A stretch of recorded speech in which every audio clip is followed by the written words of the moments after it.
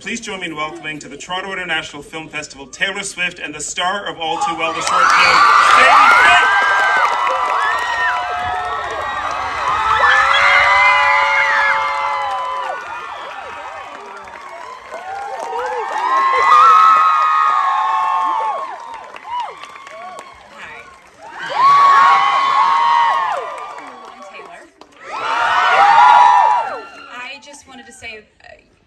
First of all, TIFF is such an incredible, extraordinary festival, and there are so many things that you could be doing with your time. Thank you so much for being with us. I want to say thank you to Cameron and everyone with the Toronto Film Festival, because they gave us this time and they gave us this moment to show the short film that we're really, really proud of. It's really, oh, thank you. I'm proud of you too. It's really meaningful to get to present this short film on 35mm, because that was how it was originally shot, and we did this print specifically for TIFF. So it's really special that you're here, that we get to be here. But I did want to say, before we watch it, I am so grateful to Sadie Sink for being here, being in the film. She's the heartbeat of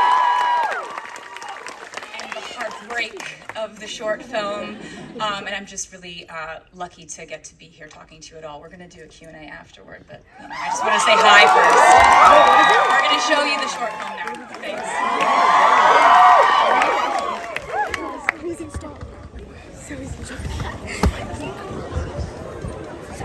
Conceptualizing, what does this album look like? What are the colors we're dealing with here? What are the themes? What are the aesthetics? Like, what do I want this to symbolize? Because I, from a very early point in my career, wanted to establish each album as its own era of sorts. And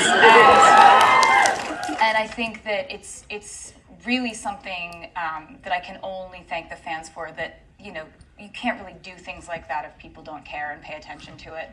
So it was always a part of the process, establishing the visuals. And early on, when we would make music videos, the process was, I'm 16, I'd reach out to a video director and I'd say, hey, I think it would be cool if the concept was that we were like, I'm in love with my best friend in high school, and he lives across the street, and but there's this cheerleader who he's dating, and then there's a football game, and then it ends with a dance, and there's these signs. Like, you come up with concepts. Okay. And over time, I started to take on more and more responsibility, and the more responsibility I took on creatively, the happier I was. Right. So here we are. Here you are.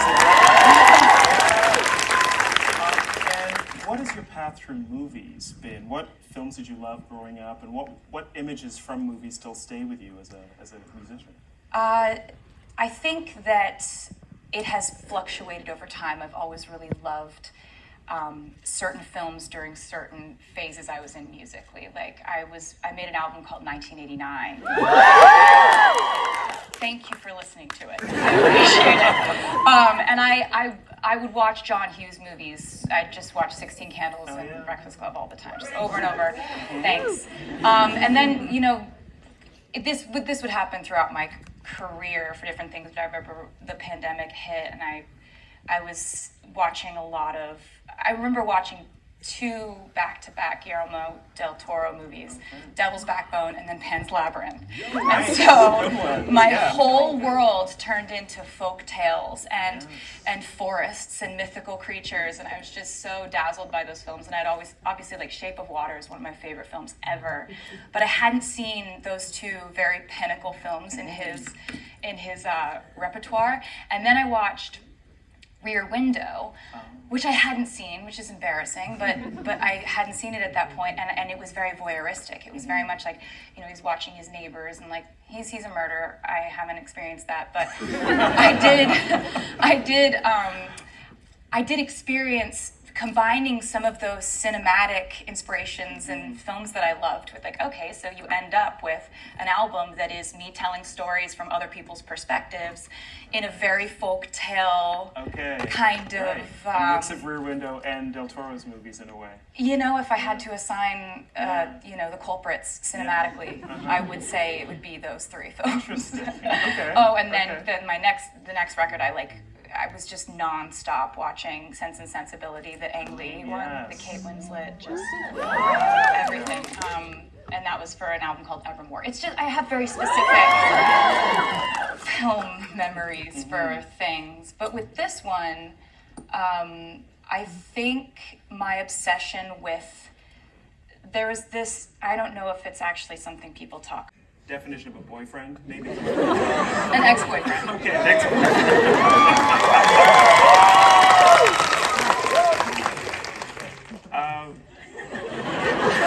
I don't know how far we want to go with that, but Zero. Zero. That's Nowhere.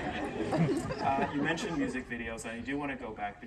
Because before you directed this film, you began to have increasing visual input into the making of your music videos. And I want to ask about that process, how you were drawn to getting into the creativity of the music videos as opposed to just being on camera. You know what I want to do? Direct. Like it just, that was never something that I was programmed to say to myself because I didn't go to film school. I've been on the set of 60 plus music videos and I've learned a lot from that process because I've always got my eyes and ears open and I'm always looking at shots and thinking, I like that one, I don't like that, why and why not? I like that lighting, I don't like that light, why and why not? And so you kind of are learning based on your experience, but I had a really, really close creative relationship with Joseph Kahn, who's just like a legend in music videos. He did Toxic by Britney Spears, and just to give you an example of what we're dealing with.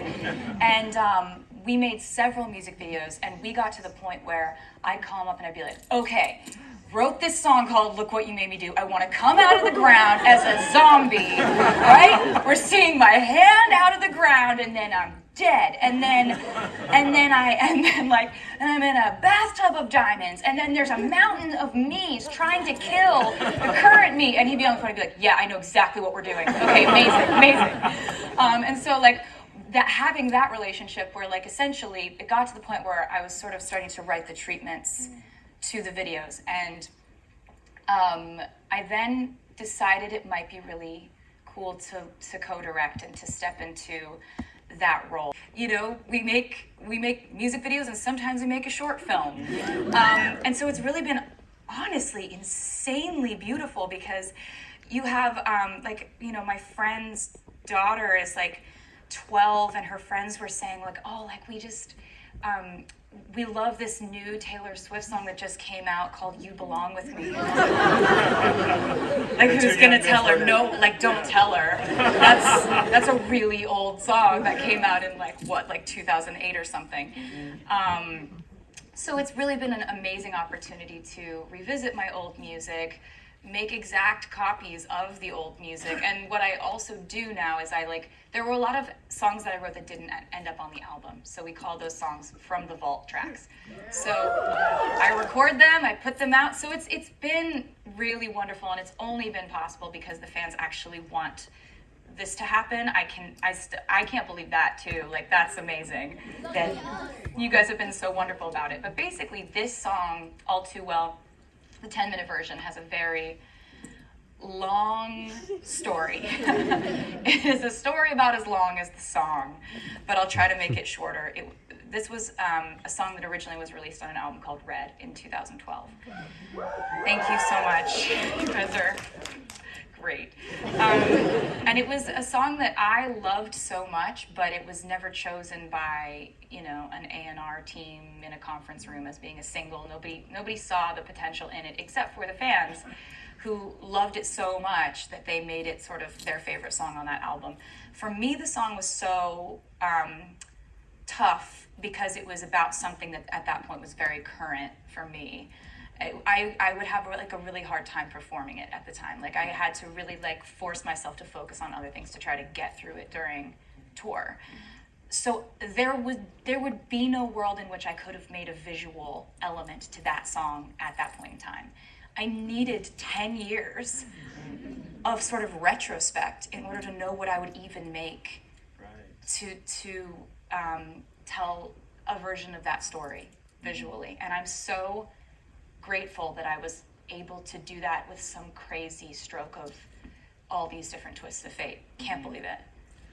Do you make a connection between coming to the point where you can create your own images, very different. Wow. Yeah. Yeah. So things still need to change, but it's great that you're aware of that and the need for change. It's great that you're taking those initiatives. That's amazing. Trying to do our bit. It's incredible. Yeah. Yeah.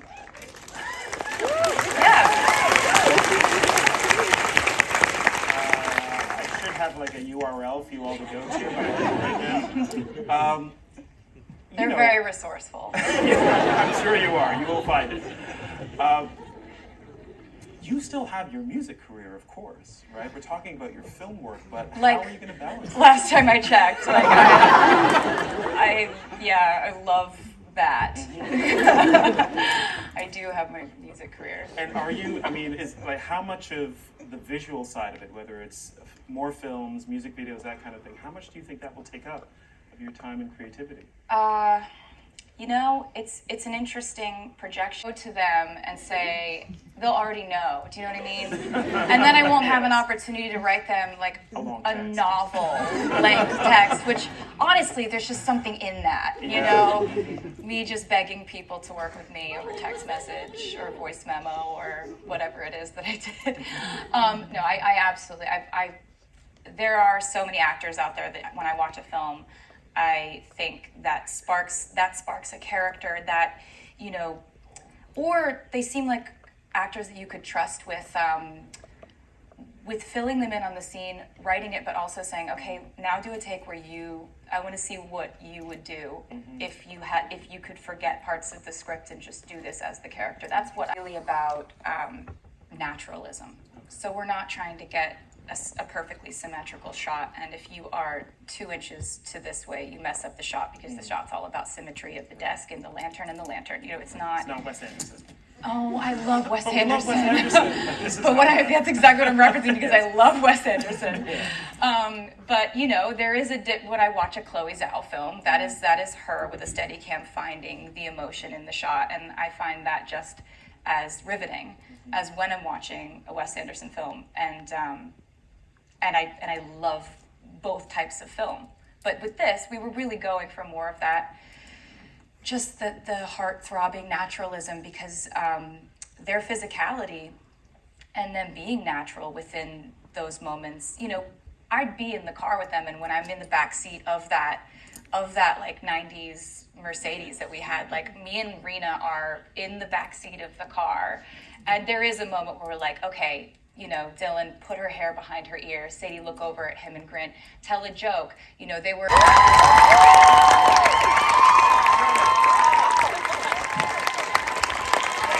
you. Thank you so much, Cameron. Thanks, guys.